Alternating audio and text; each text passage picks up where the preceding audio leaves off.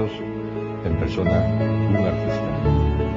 Pintar fue lo suyo, y después esculpir, para volver a pintar y seguir esculpiendo. Y así, una vez y otra, y será unas veces. Pero también creo, no solo creo, estoy seguro, es espiritista. Practica sin saber que lo practica el espiritismo. La búsqueda del conocimiento por medio de la autoformación y el contacto con la naturaleza. Si fuera poeta, a las hojas de hierba de Guardini añadiría encías. Si fuera cuentista, al amor a la vida de Jack London añadiría el suyo. Y su imagen, con una nube blanca colgando del rostro, es la de un duende bueno, Joaquín Rubio Camín. Buenas noches. Muy buenas noches. Los duendes, seres mágicos o no tan mágicos, son alegres, traviesos y juguetones. ¿Usted lo es? Creo que sí, a ratos, al menos. En toda su vida. Sí, yo creo, puedo decir que sí. Me gusta ser un poco payaso y moverme en ese mundo, no sé, que veo la naturaleza también con cierta gracia. Lo veo en Valdedios, como las ardillas, que son unos payasos divertidísimos y muy sabios. Dicen que el oficio más bonito que se puede tener en la vida es el de payaso, precisamente, porque lleva la alegría detrás de sí, ¿no?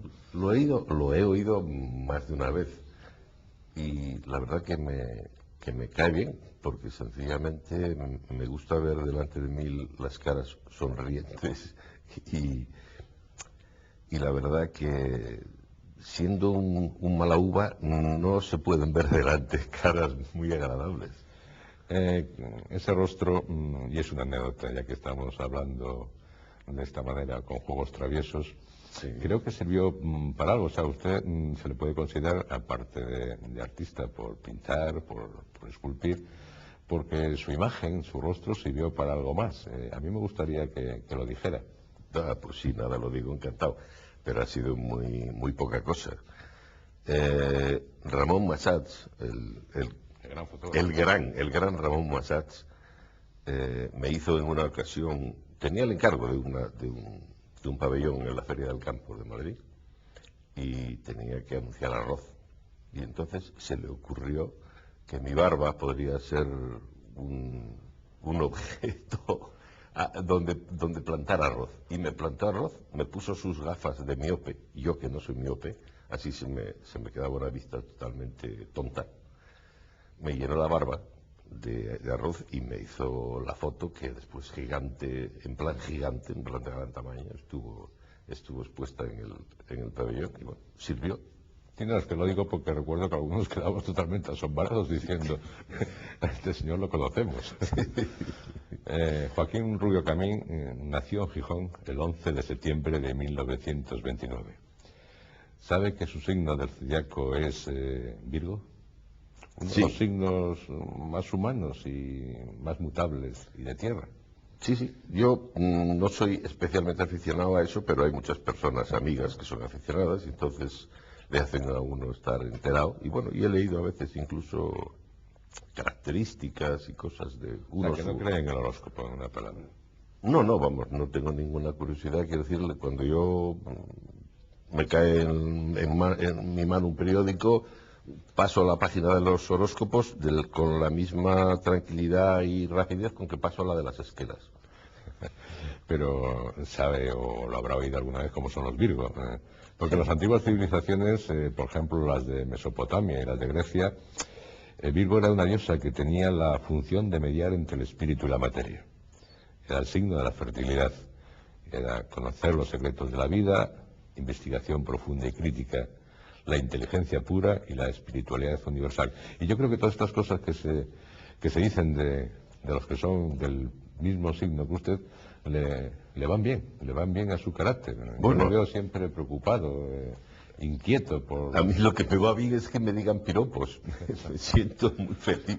Bueno, de las cosas que dicen negativas de los vivos, nos las callamos. Cosa que agradezco. Nació en el año 1929, como os he dicho, en el que debutaron Popeye, ya sabe, el marino, el de las espinacas. A mí eso me lo pegó. ¿Comía espinacas? No, y sigo comiéndolas con mucho gusto. Ah, le encantan. Me encantan. Por cierto, ¿sabe hacer platos de cocina? ¿Le gusta la cocina? Sí, pero poco, hago poco porque, no sé, me parece que soy un demasiado trabajador de mi tablero. Y cosa que lamenta mi mujer, porque cuando hice alguna cosa o hago alguna cosa de vez en cuando, pues sale bien, en fin, realmente bien. Pero hay que dedicarse, hay que tener tiempo para estar cocinando a diario. Pues aparte de las espinacas de Popeye, también fue el año en que se creó el personaje de Tintín por él. Leía tebeos, me gustaban las historietas o Sí. las películas de dibujos animados. Sí, sí.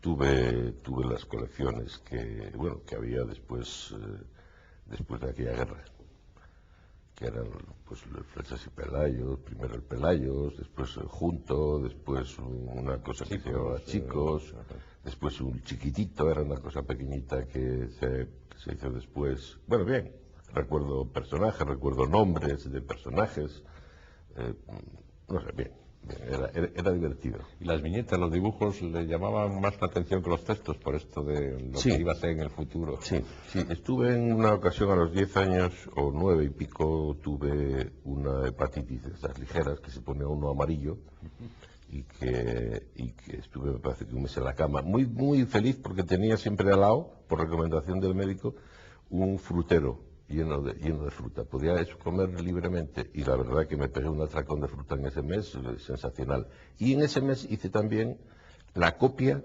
de todos los personajes de los tebeos, de los dibujos. Mis primeros dibujos no eran más que esas copias de... El médico, si lo llegas a ver, también le hubiera dado las espinacas, que le hubieran venido perfectamente, ¿no? Seguro. Bueno, recuerden a los suyos. A su padre, Félix Rubio Cuenda, Sí. a su madre, Concepción Camil Álvarez, a sus hermanos, que creo fueron varios, ¿no? ¿Había algún artista entre sus antepasados?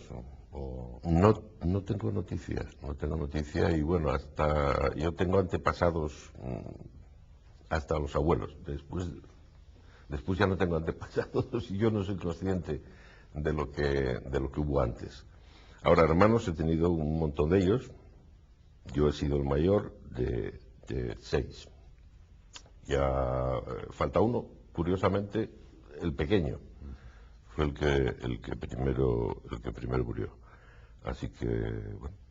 Después mi padre también y mi madre, muertos ambos, pero primero murió mi padre, como es tradicional en los hombres que somos siempre en el matrimonio, parece que no duramos demasiado.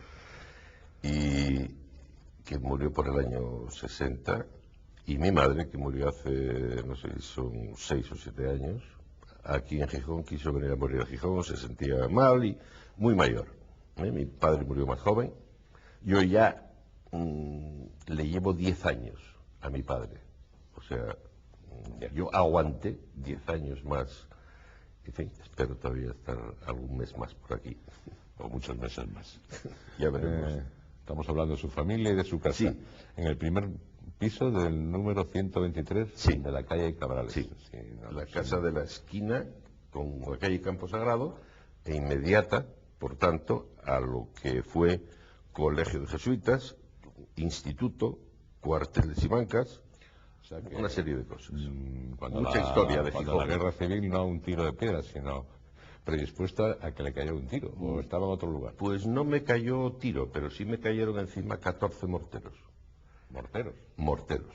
La casa quedó prácticamente destruida y yo estaba dentro con otras 10 o 12 personas y bueno, yo realmente aprendí bastante en pocas horas allí. Por lo menos aprendí a tenerle un desprecio bastante de cachondeo a la muerte y se lo sigo teniendo.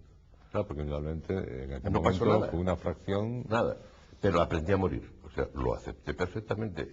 Y un niño, a veces yo pienso que un niño es, pues no sé, es un inconsciente, es un poco tonto, es un poco, bueno, demasiado ignorante quizá, ¿no? Por su falta de madurez. Pues yo creo que puedo decir sin mentir que acepté y que entendí lo que era la muerte. O sea, que hay que decir que algunas veces los morterazos son muy útiles porque son toda una lección mientras no haya daños físicos, ¿no? Sí, bien. Realmente no tuve ni un rasguño. En ese caso fue un mortero casi espiritual. Así, aproximadamente sí. ¿Qué retrato haría ahora de su familia, sin olvidarnos de su abuela y de la tía Amalia, por ejemplo, que creo que también influyeron mucho en su vida? Es la tía Amalia, que yo le puse el nombre de Mana, ha sido pues, no sé, como mi madre o una cosa parecida, y fundamental desde luego en toda mi vida. También se murió hace poco tiempo relativamente.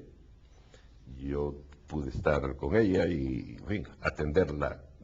Y ella me atendía a mí porque tenía muy mal genio y a sus 90 y no sé cuántos años que se murió, todavía no obedecía las órdenes de sus cuidadores, salvo que llegase yo. Y la verdad que en algún momento, bueno, se demostró ante una monja y ante otras personas que la visitaban que me obedecía y que aceptaba. En fin, lo que decía yo era una cosa importante para ella. Nos llevábamos muy bien. Ahora, el retrato que me decía, así en general, realmente, pues ahí no soy aficionado a esos grandes. Vamos a hacer ahora, por ejemplo, el cuadro de las lanzas con mi familia. No digo que verlos con cosas en la mano y con lanzas y con caballos. Pero esos grandes retratos, pues la familia de Carlos IV, por ejemplo, por decir, bueno, pues me influye eso y me gustaría pintar un tal. Pues no. Quiero pintar, cuando pinto, cosas muchísimo más sencillas, mucho más pequeñas parcelas. No hacer cuadros de historia. Es decir, la historia de la familia la llevo dentro y tal, pero no creo que sea una cosa para exhibir ante los demás, ni siquiera con la idea de pasarla por el color, por los pinceles, por todo ese mundo tan complejo y tan difícil que es para mí y para todo el mundo hacer un retrato múltiple. Digamos que sus retratos internos, para sí, en una palabra, ¿no? Sí. ¿Y su casa la pintó alguna vez, aquel piso, bueno, lo que quedó de él, por lo que me dice, sí, ¿no? Bueno, se rehizo, se pudo rehacer y yo volví a vivir en aquel sitio. Lo más importante que puedo contar como anécdota es que un cuento de Pinocho grande, de tapas de cartón, en papel couché, muy brillante, hermoso y tal igual, me lo encontré encima de una silla de Tonet, de aquellas de rejilla, con la curva de la espalda y tal, partido a la mitad por una ametralladora. Estaba justo la silla con el cuento encima, delante exacto de la fachada del cuartel. Y eso es una cosa que no se me puede olvidar. Es decir, estoy viendo los trozos de papel levantados, es decir, el corte de una ametralladora en un cuento de Pinocho, que me parece que es algo gravísimo. Y muy dramático para un niño donde, claro, indudablemente Pinocho significaba mucho, ¿no? Como a todos los niños, claro. Es parte es volver después de un año y pico a aquella casa, aquella ruina, y encontrarse aquella historia que quedó ahí porque era una porquería, porque era nada, y aquello no lo tocó nadie. Robaron y se destrozó la casa totalmente, pero aquello quedó, y realmente eso no se me olvida nunca. Por cierto que, claro, usted vivía cerca de Begoña, donde ahora hay 2 esculturas suyas. Sí. Lo cual, bueno, no deja de ser casi como una relación de años con ese lugar, ¿no? Sí, a mí me gustó, me lo propuso en su momento el hoy presidente del Principado, que si me gustaba el sitio, le dije que sí, quería que tuviese en Gijón una escultura mía y en fin, yo pensé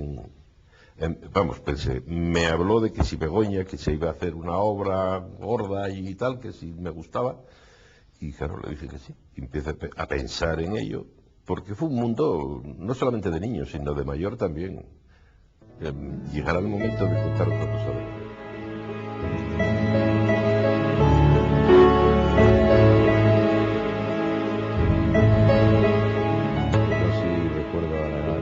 que el año en que nació, el 14 de febrero, se recuerda por la famosa matanza de San Valentín, una cuestión de gángsters. ¿A usted le gustaban las películas de gángster o prefería las de indios y vaqueros, las de piratas, las de guerra?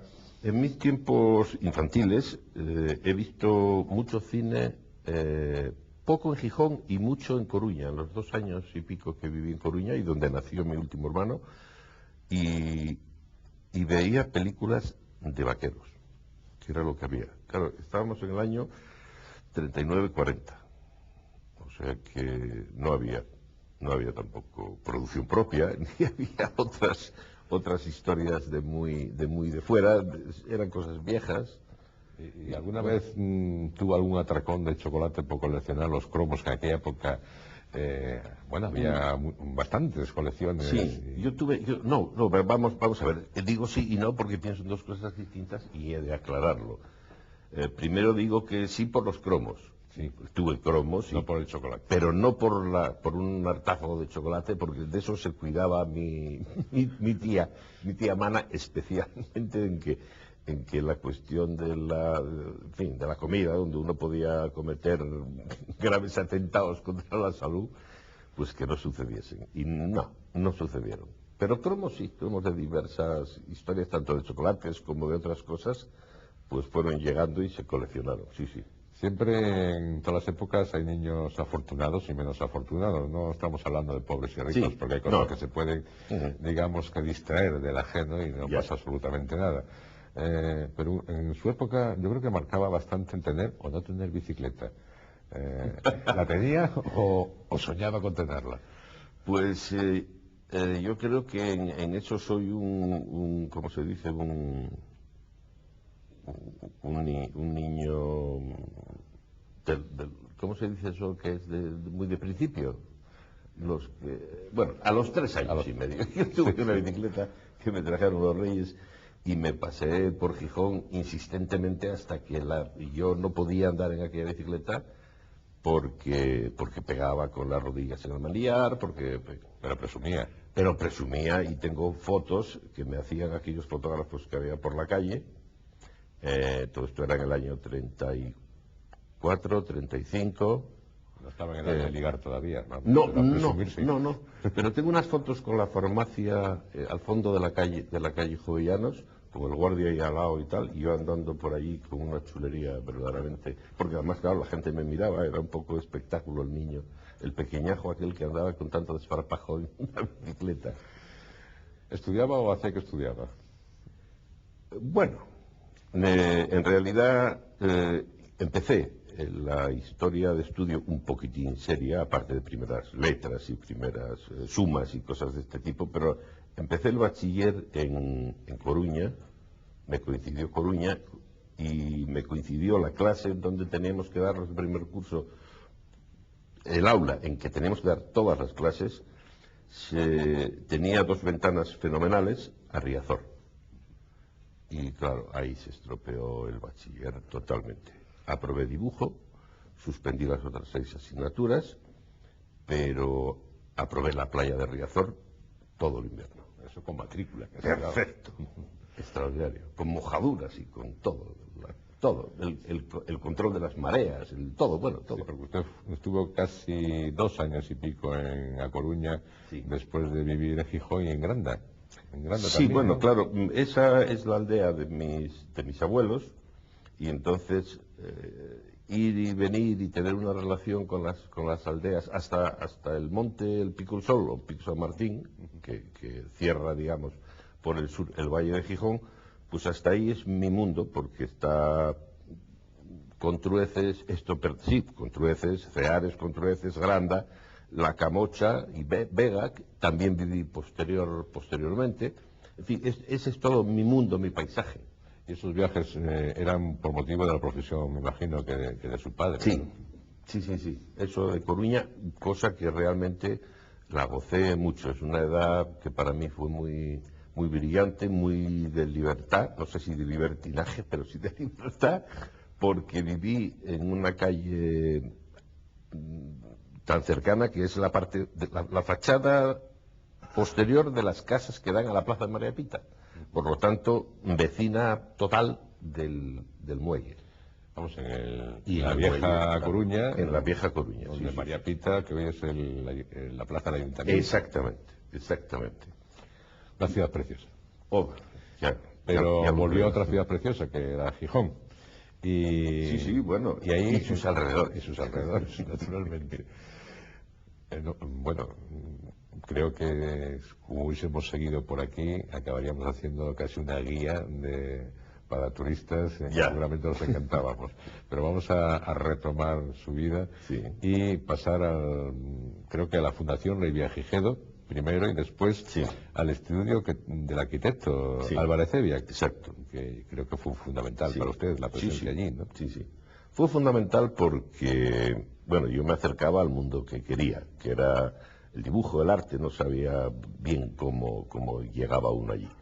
Pero además porque estando yo ya en el estudio de Álvarez Evia y llevando planos, yo entré de niño, vamos a llevar los planos al sellado del Colegio de Arquitectos, entregar al ayuntamiento, una serie de cosas, pero eso duró muy poquito. Yo me puse a dibujar y enseguida fui un primer delineante allí sin problemas. Me gustó mucho y le puse mucho empeño. Y al poco tiempo de estar allí, entró en el estudio Antonio Suárez. Y claro, pues Antonio Suárez y yo ya nos liamos en el mundo de que aquello había que hacerlo mayor, que había que ponerse a pintar. Él ya dibujaba también desde antes de haber entrado allí. Yo conservo algunos dibujos de él con estilográfica del año 42. Y ahí decidimos que había que ponerse a pintar. Y claro, ahí rompimos el mundo de la arquitectura y empezamos a sufrir los duros caprichos, entre comillas, de pintar. Pero bueno, el año, por ejemplo, 1947, que parece un año bastante crucial, porque, claro, un principio que iban las cosas, y ahí sí que en el año 47 hubo un principio. Expuso por primera vez, junto con Antonio Suárez, en una sala de Gijón, la sala Cristamol, y cada uno nos ponía 20 cuadros. Pero curiosamente, se dice, porque desde luego yo no estaba presente en aquel momento, se dice que había uno pintado por los dos, lo cual me parece una auténtica curiosidad, por lo menos curiosidad. Pues sí, es así. Eso lo hicimos una tarde en Castillo, que teníamos delante unos troncos de eucalipto y un paisaje detrás con el sol poniente, y decidimos que, oye, yo mancho aquí, tú sigues aquí, a ver qué pasa, a ver qué nos sale. Y salió una cosa que podía ser de uno o de otro, pero muy... ¿Pero allí quedó? Sí. No sé qué fue de aquella historia, pero sí, lo hicimos como, no sé, demostración de compañerismo. ¿Y qué supuso la exposición? Bueno, le recuerdo que le hice una entrevista en el año 1964 en la que me decía que la exposición había sido o representado un duro golpe de tendencias. Eso fue su definición. Bueno, yo creo que fue un éxito, porque unas cuantas personas que tenían una cierta influencia y unas ciertas opiniones de tipo, de ser críticos y tal. Por ejemplo, Piñole, al que conocimos mucho después, comentó con alguien, dice, estos que dicen que son unos jóvenes, eso no se lo cree nadie, eso es mentira, ya veremos a ver quién son. Porque estos tíos saben mucho. Y, no sé, yo ahora viéndolo, pienso que sí, que sabíamos mucho. Es mentira. Es decir, lo que se exponía eran apuntes, notas directas del natural. No había estudios, no había esa calidad de la paciencia y de tal. Eran cosas muy desgarradas, muy inmediatas y con mucha cara dura. Porque su pintura entonces era figurativa. Bueno, era lo que había delante, era lo que nos habían enseñado en un libro que era de la editorial Labor, un libro que conservo, con unas cuantas conferencias de un profesor de arte que se llama Bela Lazar. Eso no se me puede olvidar porque es fundamental en mi principio. Y con este librito, pues tanto Suárez como yo, pues aprendimos una serie de cosas y traducimos, porque a ver cómo la literatura se lleva a los pinceles. Sí, sí. Pero Otros aprendieron con las láminas famosas de Freixas, que también se utilizaba mucho. No, eso ya lo despreciábamos. Es decir, despreciamos en el buen sentido. Quiero decir, Freixas, vamos, que no era nuestro... No era íbamos ya más arriba. Había que estar con el color, y con los problemas del natural y del campo y del lío, que eso es un lío tremendo. Nombró al señor Piñola, Nicanor Piñoles. Ah, sí. Y bueno, yo le nombraría ahora al señor Valle, Sí, Evaristo claro, Valle. claro. En pocas palabras, ¿cómo Primero fue ese conocimiento con Piñole a partir de la exposición, después lo conocí y nos dio una tarjeta a Suárez y a mí para ir a Madrid a presentarnos a Vázquez Díaz. Y efectivamente, lo hicimos y Vázquez Díaz nos atendió y nos enseñó toda su obra. Y después de educadísimamente enseñarnos toda su obra, dijo, bueno, pues ahora que ya les he enseñado yo lo mío, ¿por qué no me enseñan ustedes lo suyo? La cortesía que había que corresponder. Y lo enseñamos, evidentemente. No, fue muy bien la entrevista. Ahora, un poco posterior, después de ese viaje a Madrid, pues conocimos también a Valle. Que fue en 1951 cuando fue a Madrid, ¿no? Realmente. O eso fue cuando ya se... 51, pero es que todo ocurrió casi en el mismo año. Sí. O sea, ahora cuando recuerdo cosas de mi vida de hace unos años, parece que una cosa debería ser un año, otra otro, así, ir repartiendo. Y no, es que hay años que eran muy apresurados. Le interrumpí, ruego que me disculpe, y me iba a hablar de Valle. Pues sí, pues que Valle seguramente ya ese mismo año, porque es que Valle murió enseguida. Sí. Y claro, yo tuve pues una serie de visitas y de contactos para enseñarme cuadros, para que yo le dijese opiniones, que me costó muchísimo, pero él insistió mucho y llegué a darle opiniones de sus grandes cuadros. Y empecé un retrato. Le empecé un retrato que, bueno, él me dio sus lecciones, después de ver la primera sesión, pues por dónde iba la cosa, cómo él creía que podría yo seguir y tal. Pero en poco tiempo yo no pude volver y él enfermó y se murió. Estamos ya en Madrid del 51. Llegó con muchas experiencias, mejor dicho, más que experiencias que ya tenía, pero también con muchas esperanzas al Madrid del Café Gijón, me imagino, ¿no? Llegué con mucho miedo, pero con una recomendación de Aurelio Suárez, el gran pintor y gran amigo mío, porque tenía allí un primo, que era Juan Manuel Vega Pico, que periodista muerto ya hace un montón de años y que bueno, ahora mismo digo, cuando lo veo en el Café Gijón, me presento, él ya sabía de qué iba el tema y me dice, bueno, Joaquín, tú vienes a ver la Bienal Hispanoamericana que se acababa de inaugurar o vienes a quedarte. Inmediatamente se me pasó un rayo por la frente y analicé la pregunta, vi que si me preguntaba es que había posibilidades de quedar y dije, a quedarme.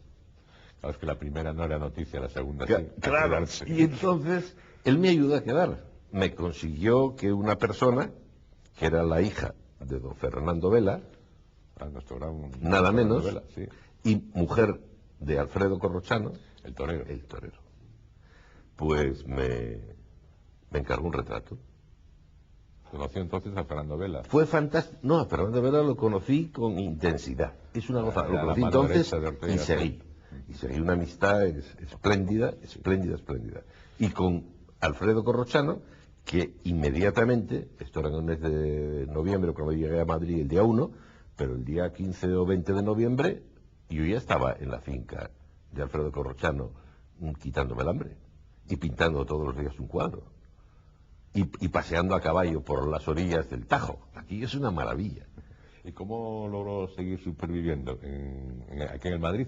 Aquí en el Madrid, que está curiosamente también retratado por el que fue su amigo Fernando Fernán Gómez, y supongo que seguirá siendo, en aquellas películas con guión de Manuel Pilares de La vida alrededor y La vida por delante.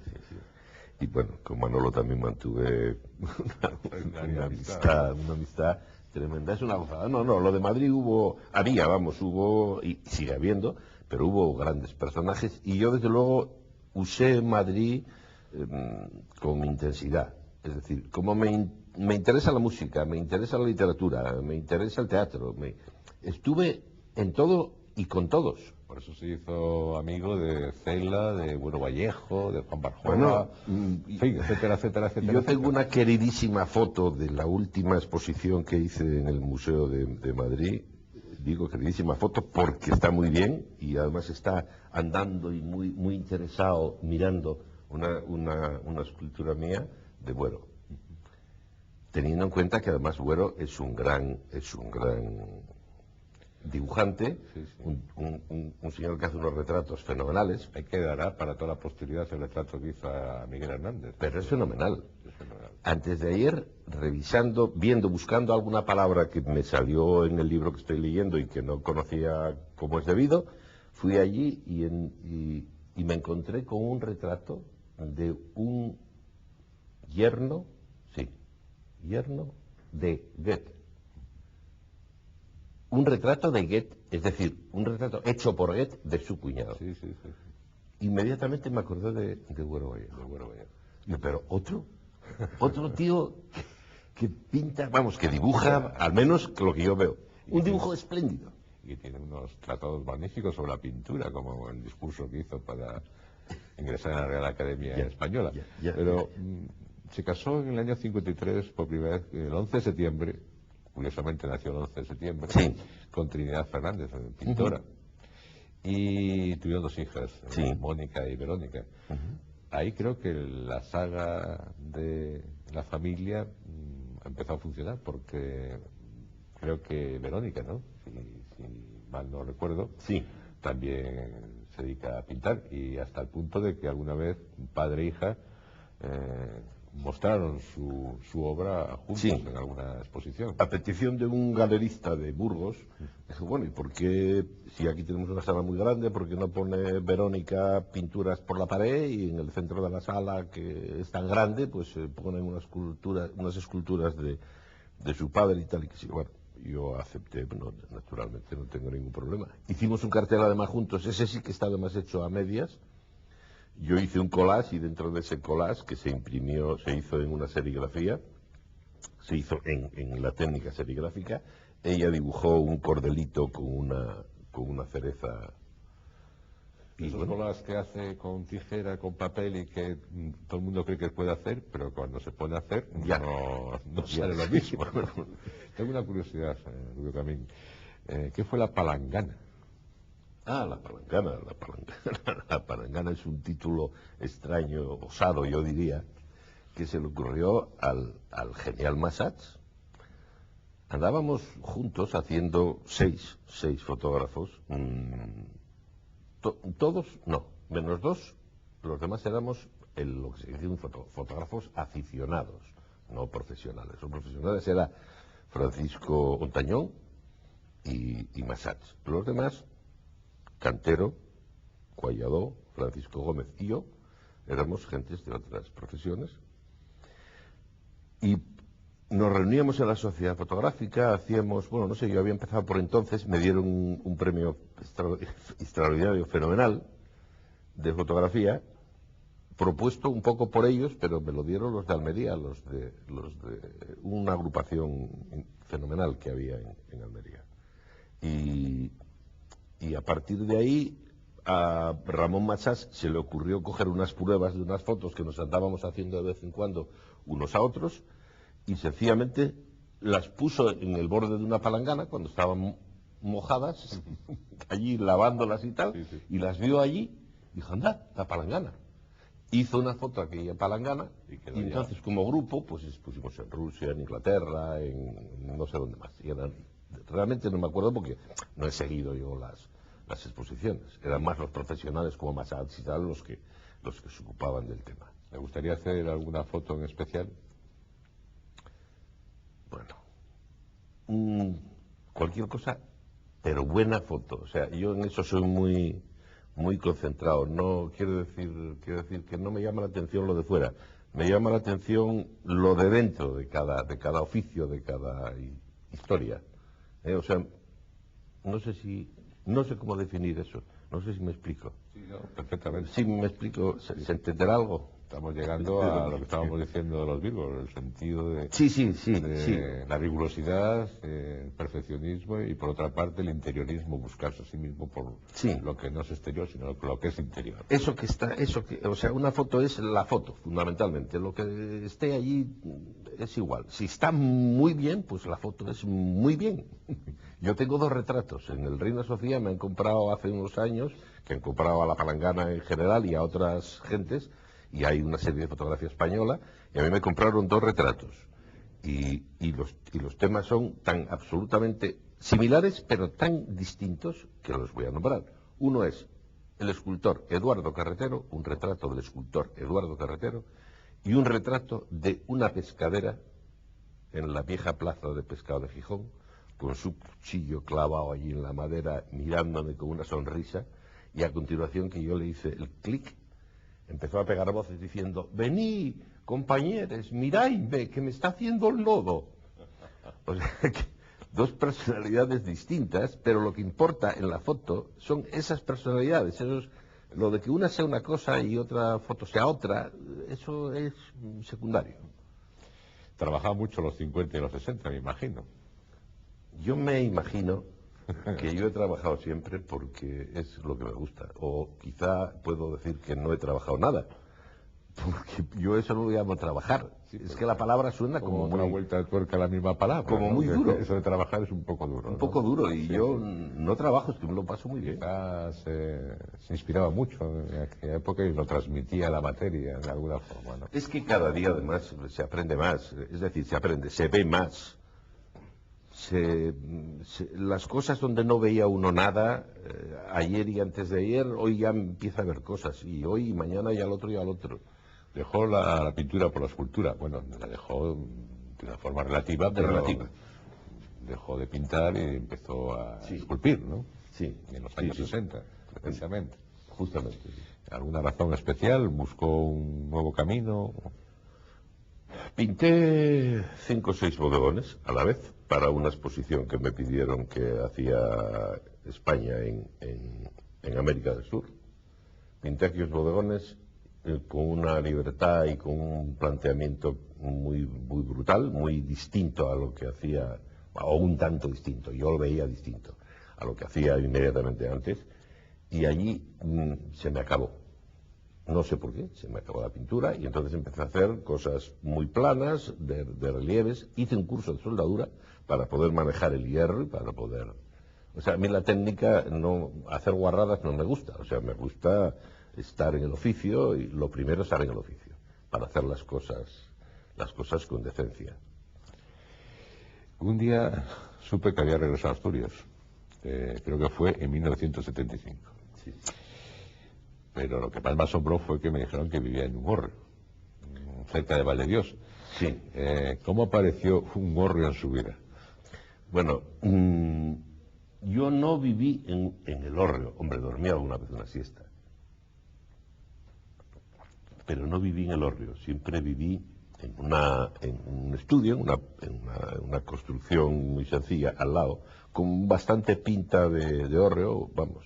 No es un proyecto con imitación, porque lo hizo un arquitecto y yo. Una tarde nos reunimos para hacer aquello lo más sencillo posible. Lo que pasa es que el concepto de hórreo es muy bueno para hacer una casa en Asturias. Es decir, la leyenda de que Rubio Camín vive en un hórreo ya ha quedado para siempre. Ah, bueno, sí, no. Realmente muchas horas, quizá las del sueño sean más largas, pero las horas de trabajo que yo hago en el hórreo pues son muy importantes. Son muchas, o sea que vivo en el hórreo. Quizás se dice que vivo cuando un señor trabaja en una ciudad, en una oficina, en donde se quiera, pues vive a lo mejor en un banco, o vive en una oficina. O sea, el vivo sin vivir en mí, que para usted es esculpir y es pintar. Claro, entonces tiene que ser en el orden. Se dice el domicilio que es lo de dormir, pero son muy pocas horas comparado con lo que se trabaja fuera. Un nombre, Carmen Díaz Cotera. Pues mi segunda mujer que apareció por la música. ¿Cómo que por la música? Sí, por la música. Pero, sí, en plan película, cuanto uno está escuchando un concierto y de repente se tiene una chica al lado y se comunica. No, la conocí comprando discos.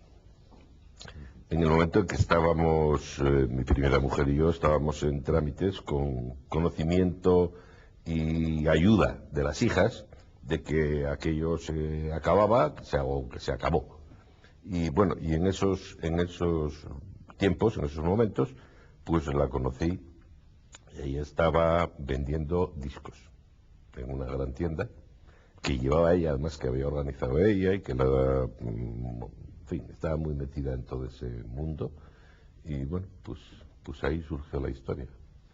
Es también norteña, cosa que pues, facilita quizá algo la comprensión. A lo mejor si hubiese sido Noruega, pues no hubiese funcionado también. El caso es que ya llevamos pues un montón de años. La música con disco entra también, eso no bueno, cabe duda. Háblenos de las noches estrelladas, de Valdedios, de los días nublados, de los bosques esos fantasmagóricos que hay alrededor. Tiene que ser una vida auténticamente, yo la considero así, subyugante, bueno, un poco mágica, ¿no? El mar, los bosques, las montañas. Es fantástico, realmente. Lo que pasa es que, bueno, tiene que gustarle a uno eso. Y yo soy de Gijón y podría gustarme la calle corrida. Claro. Y la calle corrida, pues no me gusta. Es decir, si la acepto como calle. Yo ayer la he andado entera de cabo a rabo 2 veces. Porque para ir es un camino muy agradable, muy cómodo y tal y cual. Y por la mañana, donde no hay follón de cafés y de gente que no tiene que hacer nada más que, no sé, criticar a los demás que pasan. Y eso no me gusta. Pero en Valdedios, pues por ejemplo, ayer yo llegué de Gijón a Valdedios. Voy a Gijón una vez a la semana, tengo cosas que hacer, ahí hay tiendas, tal. Yo en Valdedios no hay nada. Y cuando llegué, oí de lejos al cárabo